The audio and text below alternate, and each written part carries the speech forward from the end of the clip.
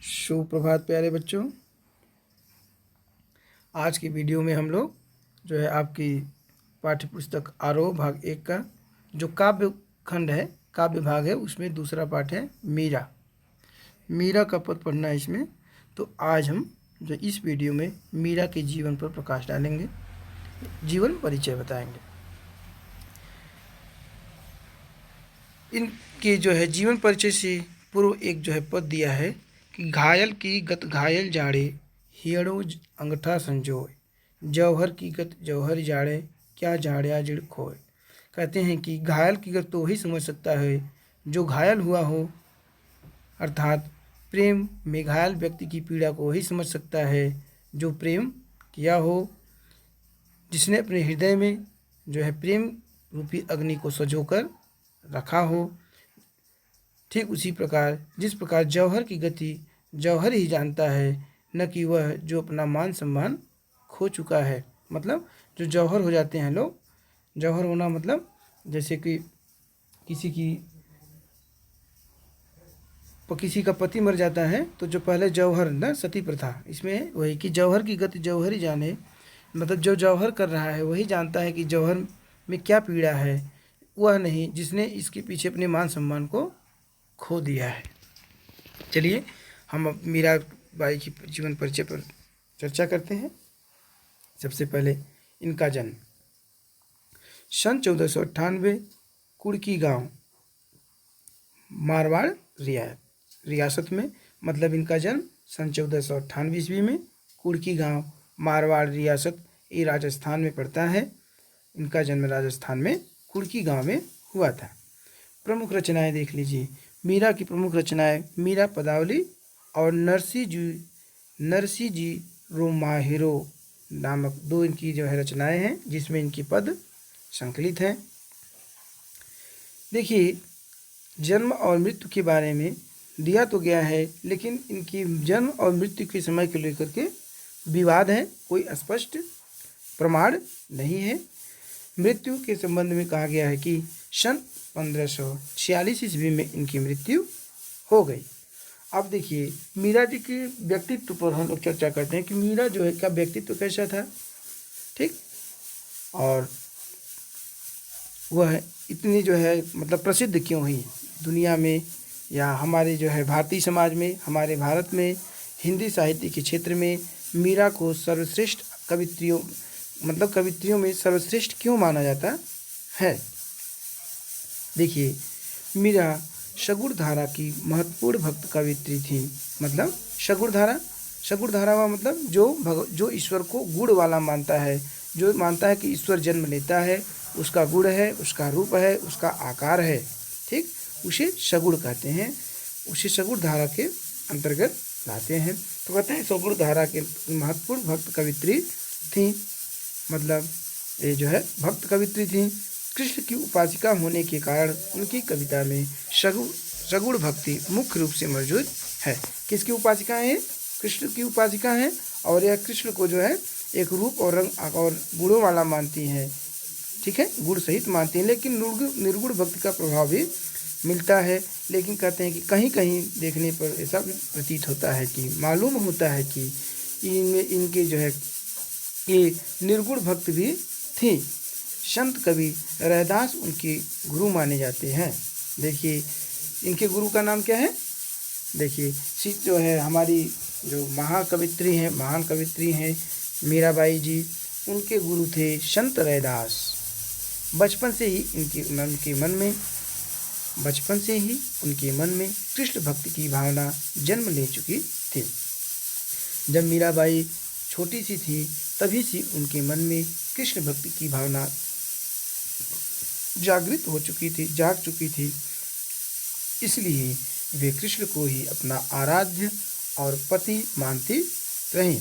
मतलब जब मीराबाई छोटी सी थी तभी उनके मन में जो है कृष्ण के प्रति प्रेम की भावना जागृत हुई, और वह कृष्ण को अपना आराध्य और पति मानने लगे बचपन से ही। अन्य भक्तकालीन कवियों की तरह मीरा ने भी देश में दूर दूर तक यात्राएं की। मतलब कहते हैं कि जिस प्रकार अन्य भक्तकालीन कवि थे जो दूर दूर तक यात्राएं करते थे, मीरा ने भी देश में दूर दूर तक की यात्राएं इन्होंने भी की।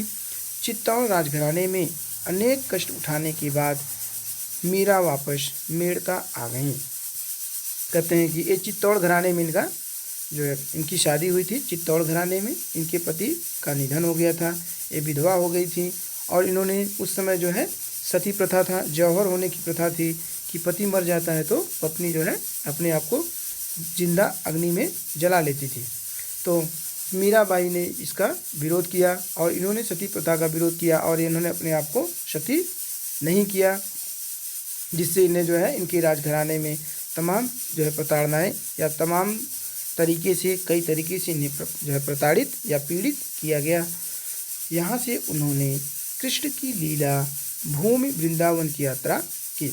जब ये जो है चित्तौड़ राजघराने में बहुत परेशान हो गई तब वहाँ से वापस जो है मेड़ता चली आई, ठीक है, अपने मायके चली आती हैं और वहाँ से कृष्ण की जो है लीला भूमि, जहाँ पर कृष्ण ने अपनी सारी रासलीलाएँ रची, अपनी सारी लीलाएँ रची, वृंदावन की यात्रा इन्होंने की। जीवन के अंतिम दिनों में वे द्वारका चली गईं। कहते हैं कि जब जीवन का अंतिम समय आया, ठीक है, बुढ़ापे के समय वे द्वारका चली गईं। बुढ़ापे के समय मान लीजिए या जीवन का अंतिम समय रहा हो, कोई ज़रूरी नहीं कि वो किसी व्यक्ति की जीवन का अंत बुढ़ापे से ही हो। तो इनकी आयु भी बहुत लंबी नहीं थी। माना जाता है कि वहीं रणछोड़ दास जी की मंदिर की मूर्ति में वे समाहित हो गई। ऐसी मान्यता है कि जब ये द्वारिका पहुँची तो वहाँ पर रणछोड़ नामक एक मंदिर था, वहाँ पर कहते हैं कि वहीं की मूर्ति में अपने आप को समाहित कर ली, ठीक है, मतलब उन्होंने उस मूर्ति में अपने आप को समाहित कर लिया, अपने आप को ढाल लिया, अपने आप को उसके अंदर बसा लिया। उन्होंने लोक लाज और कुल की मर्यादा के नाम पर लगाए गए सामाजिक और वैचारिक बंधनों का हमेशा विरोध किया। कहते हैं कि लोक लाज को रखते हुए और कुल की मर्यादा के नाम पर लगाए गए जो सामाजिक और वैचारिक बंधन थे, जो स्त्रियों पर लगाए गए थे, उसका इन्होंने खुलकर विरोध किया। जैसे पर्दा प्रथा का पालन करना, ठीक है, स्त्रियों का घर से बाहर न निकलना, स्त्रियों का पुरुषों के साथ गैर पुरुषों के साथ न बैठना, इन चीज़ों का इन्होंने खुलकर विरोध किया। पर्दा प्रथा का भी पालन नहीं किया तथा मंदिर में सार्वजनिक रूप से नाचने गाने में कभी हिचक महसूस नहीं की। कहते हैं कि इन्होंने कभी पर्दा प्रथा का पालन नहीं किया और ये मंदिर में सार्वजनिक रूप से जहाँ पर सभी लोग आकर के बैठते थे वहाँ आकर बेहिचक नाचते और गाते थे। मीरा मानती थी कि महापुरुषों के साथ संवाद से ज्ञान प्राप्त होता है। मीरा की यह मान्यता थी कि जब हम विद्वान जनों के साथ बैठेंगे, सज्जन पुरुषों के साथ बैठेंगे तो उससे हमें ज्ञान की प्राप्ति होती है और ज्ञान से मुक्ति मिलती है और मुक्ति का एकमात्र माध्यम है ज्ञान। कहते हैं कि एकमात्र माध्यम नहीं कह सकते, मतलब मुक्ति के माध्यमों में एक माध्यम ज्ञान भी है, जिसे जो है मीराबाई स्वीकार करती थी। अपनी इन मान्यताओं को लेकर वे दृढ़ निश्चयी थी, मतलब जो निश्चय कर लेती थी उसको जो है उस पर अडिग रहती थी, ठीक है, उसको उसी पर चलती थी। निंदा या बंदगी उनको अपने पद से विचलित नहीं कर पाई। मतलब कहते हैं कि निंदा, लोगों जो समाज में उनकी निंदा हुई और या बंदगी उनको अपने पद से विचलित नहीं कर पाई। जिस पर विश्वास किया उस पर अमल किया। कहते हैं जिस चीज़ को उन्होंने मान लिया उस पर उन्होंने उसको अमल में किया, उसको अपने व्यवहार में लाया। इस अर्थ में उस युग में जहाँ रूढ़ियों से ग्रस्त समाज का दबदबा था वहाँ मीरा स्त्री मुक्ति की आवाज़ बनकर उभरी। कहते हैं कि इस दृष्टि से देखा जाए तो जब समाज में तमाम रूढ़ियाँ प्रचलित थीं, तमाम जो है विडम्बनाएँ आडंबर जो है प्रचलित थे, उस समय में मीरा ने स्त्रियों की मुक्ति के लिए आवाज़ बनकर आवाज़ उठाई। सर्वप्रथम स्त्री मुक्ति की आवाज़ इस ढंग से देखा जाए तो मीराबाई ने उठाई। मीरा की कविता में प्रेम की गंभीर अभिव्यंजना है। कहते हैं कि जो इनकी कविताएं हैं उसमें प्रेम पर बहुत गहन दृष्टि से अभिव्यक्ति की गई है। उसमें विरह की वेदना है और मिलन का उल्लास भी है। कहते हैं उसमें विरह मतलब बिछड़न, बिछुड़ने की पीड़ा भी है और मिलने का उल्लास भी, ठीक है। आतुरता, उल्लास मतलब उल्लास, प्रसन्नता। मीरा की कविता का प्रधान गुण सादगी और सरलता है। कहते हैं कि जो मीरा की कविताएं हैं उनका प्रधान गुण है कि वह सादगी है, उसमें सादापन है और वह अत्यंत सरल है। कला का अभाव ही उसकी सबसे बड़ी कला है। कहते हैं उसमें जो कला का अभाव है वही उसकी सबसे बड़ी कला है।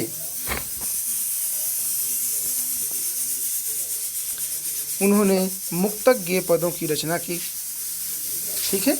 मुक्तक मतलब ये जैसे कुछ रचनाएं होती है ना कि छंदों में बंध के होता है, दोहा छंद, सवैया छंद, तो इन्होंने मुक्तक की रचना की। और गेय पद मतलब ऐसे पद इन्होंने लिखे जिन्हें गाया जाता है, ठीक है, गा गा कर सुनाया जाता है, ऐसे पदों की रचना उन्होंने की। लोक संगीत और शास्त्रीय संगीत दोनों क्षेत्रों में उनके पद आज भी लोकप्रिय हैं। कहते हैं लोक संगीत में देखिए जाए या शास्त्रीय संगीत, दोनों क्षेत्रों में उनके पद आज भी लोकप्रिय हैं। उनकी भाषा मूलतः राजस्थानी है। कहते हैं कि उनकी जो है काव्य जो पद हैं उनकी उसकी भाषा जो है राजस्थानी है और कहीं कहीं ब्रज भाषा का प्रभाव भी है। कहते हैं कि राजस्थानी तो है लेकिन कहीं कहीं ब्रज भाषा का प्रभाव भी देखने को मिलता है। कृष्ण के प्रेम की दीवानी मीरा पर सूफियों के प्रभाव को भी देखा जा सकता है, ठीक है। कहते हैं कि जिस प्रेम की दीवानी जो है ये राधा हैं उस पर सूफी लोगों के प्रभाव को भी देखा जा सकता है। मीरा की कविता की मूल में दर्द है। कहते हैं कि यदि मीरा की कविताओं को देखा जाए, उसके जड़ में जाया जाए तो उसमें दर्द भरा हुआ है। वे बार बार कहती हैं कि कोई मेरे दर्द को पहचानता नहीं, न शत्रु न मित्र। कहते हैं कि वो बार बार अपनी रचनाओं में कहती हैं कि कोई मेरे दर्द को पहचान नहीं पा रहा, चाहे वह मेरा मित्र हो चाहे वह मेरा शत्रु हो। यहाँ प्रस्तुत, ठीक है। अब हम जो है आपको अंत में जो हमको पद पढ़ने हैं, पद का परिचय भी थोड़ा सा दे देते हैं। जैसे कहते हैं यहाँ प्रस्तुत पहले पद में मीरा ने कृष्ण से अपनी अनन्यता व्यक्त की है। अनन्यता मतलब वह अपने आप को कृष्ण से अलग मानती ही नहीं है तथा व्यर्थ के कार्यों में व्यस्त लोगों के प्रति दुख प्रकट किया है। तथा उन्होंने जो लोग व्यर्थ के कार्यों में लगे हुए हैं, बिना मतलब के कामों में व्यस्त हैं, उनके प्रति इन्होंने दुख भी व्यक्त किया है।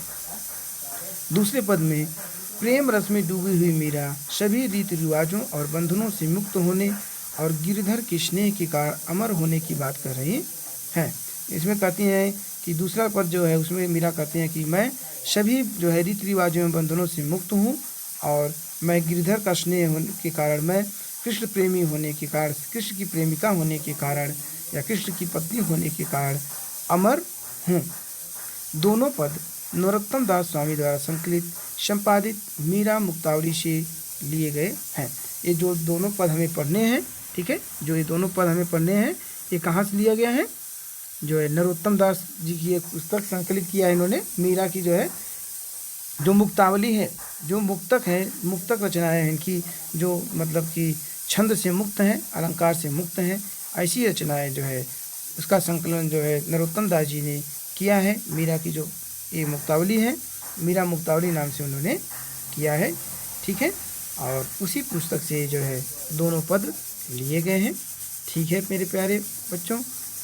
इस वीडियो में बस इतना ही।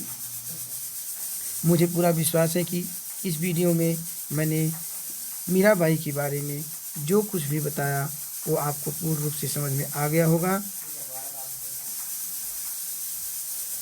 मेरे प्यारे मित्रों, आपसे मेरा निवेदन है कि इस वीडियो को आप देखें और पसंद आए तो इसे जो है लाइक करें और अपने लोगों में इसे शेयर भी करें। तो प्यारे मित्रों, अब हम आपसे जो है विदा लेंगे। शीघ्र ही हम अगला वीडियो लेकर आप लोगों के सामने उपस्थित होंगे। तब तक के लिए हमें अनुमति दीजिए। नमस्कार।